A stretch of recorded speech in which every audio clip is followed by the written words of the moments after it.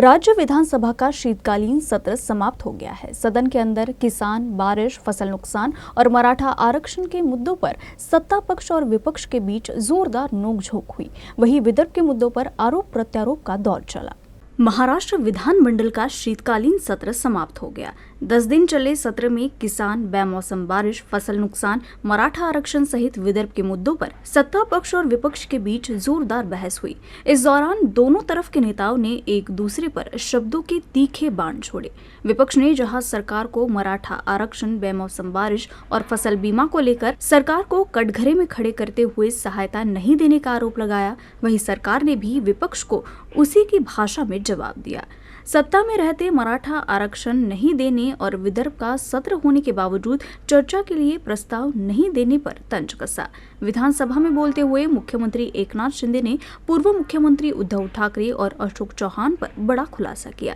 मुख्यमंत्री ने कहा कि 2.5 साल के मुख्यमंत्री को डर था कि मैं मराठा समाज के लिए काम करूंगा, इसलिए उन्होंने मुझे समिति का प्रमुख नहीं बनने दिया। वहीं अशोक चौहान पर हमला बोलते हुए कहा कि इन्होंने अपने राज्य में मराठा को आरक्षण नहीं दिया, वही अब बयानबाजी कर रहे हैं। इसी के साथ ये तंज भी कसा कि अशोक युग में उनका उदय हुआ, लेकिन मराठा को अंधकार में रखा।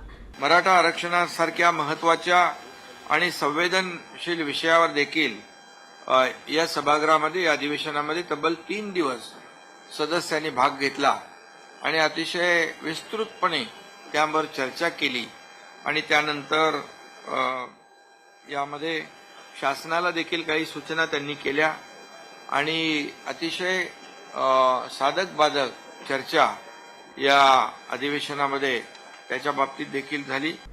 विदर्भ के मुद्दे पर उप मुख्यमंत्री देवेंद्र फडणवीस ने कांग्रेस सहित पूरे महाविकास आघाड़ी को जमकर घेरा। आखिरी सप्ताह के प्रस्ताव में बोलते हुए फडणवीस ने कहा कि हर साल विपक्ष द्वारा विदर्भ के मुद्दे पर चर्चा करने का प्रस्ताव दिया जाता है, लेकिन इस बार ऐसा नहीं हुआ। विपक्ष ने केवल बयानबाजी की, लेकिन प्रस्ताव नहीं दिया। मुझे उम्मीद थी कि विपक्ष प्रस्ताव देगा, लेकिन वह भूल गया। असं पहिलं अधिवेशन आहे। खरं म्हणजे अंतिम आठवडा प्रस्ताव हा विदर्भाचाच असतो आणि काही कारणांनी अंतिम आठवडा नसला तर 293 असते।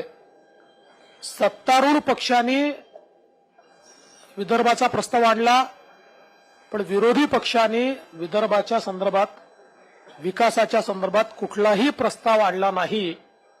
ही खरोखर अत्यंत आश्चर्याची आणि खेदजनक अशा प्रकारची गोष्ट आहे।